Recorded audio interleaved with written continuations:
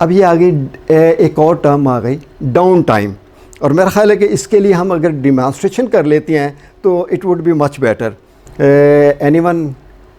सबा आप आ जाओ, एक कुर्सी बेटी इधर रख दें। अब बात होने लगी है डाउन टाइम की। डाउन टाइम एनएलपी किसको कहते हैं? एनएलपी में डाउन टाइम क्या होता है? आपकी ज़िंदगी में कभी कोई खुशगवार वाक़या हुआ हो? कहीं जब आप पास हुई थे तो कैसा लगा आपको?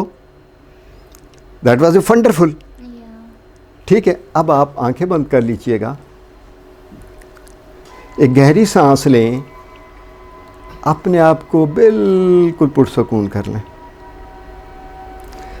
और अब आप जब आप रिज़ल्ट देख रही हैं या सुन रही हैं या पढ़ रही हैं, एग्जैक्ट उस सिचुएशन में चले जाइएगा, इस अंदाज में कि वही कुछ देख रही हैं जो देखा था, वही कुछ सुन रही हैं जो सुना था, और उसी तरह महसूस कर रही हैं, and you are feeling good. और जब आपकी you are feeling good, then open your eyes.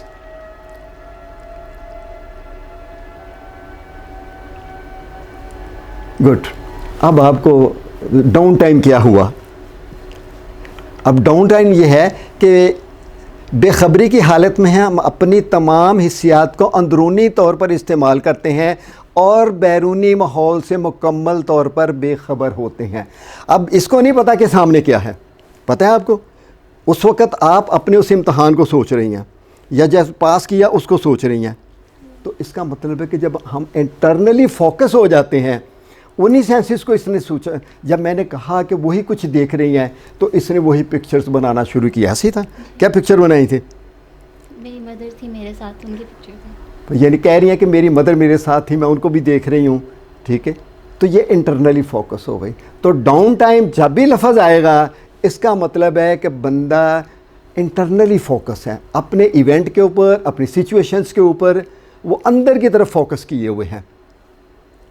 इसको कहते हैं डाउन टाइम। और इसके बरक्स अब आप ये बैठी हुई है राइट नो, इस वक्त ये क्या है? ये अप टाइम में है। अब ये आपको भी देख रही है, देखिए आपको देख रही है, ये कैमरा चल रहा है, इधर मोबाइल पड़ा हुआ है, इधर पंखे लगे हुए हैं, तो ये इंफॉर्मेशन गैदर कर रही है।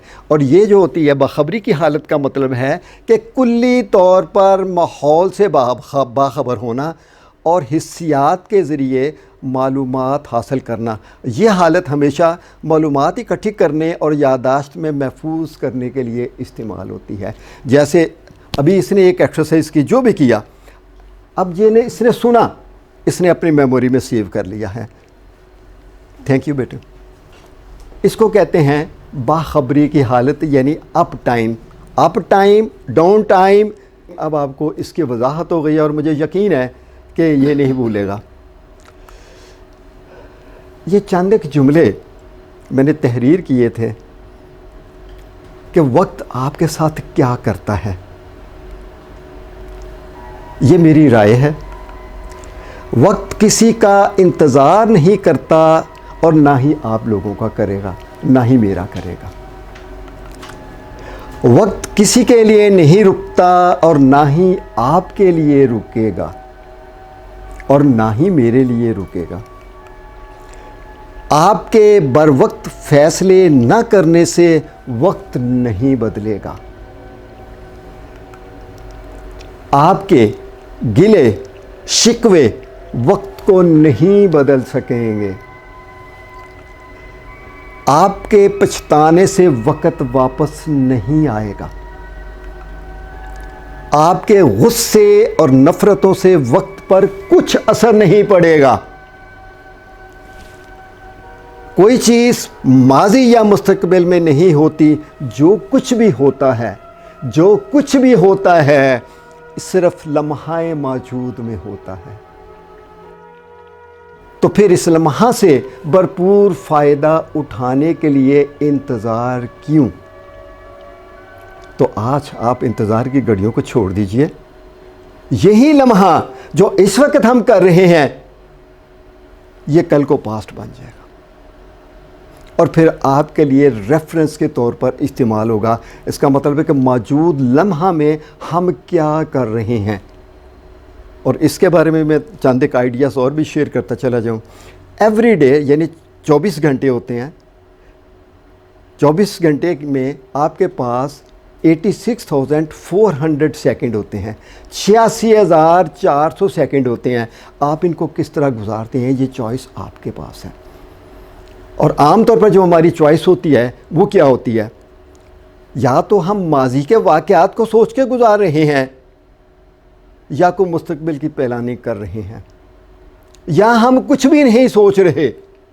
तो चॉइस हमारे पास है। और अगर आपको ये पता चल जाए कि मैंने फ़लाँ गोल हासिल करना है, फ़लाँ मकसद हासिल करना है, तो फिर आप ये भी कैलकुलेट कर लीजिए कि आप कितने सेकंड 24 घंटों में से कितने सेकंड उसके ऊपर गुजार रहे हैं। जब आप इस तरह कैलकुलेट करेंगे तो फिर आपको गोल तक पहुंचने की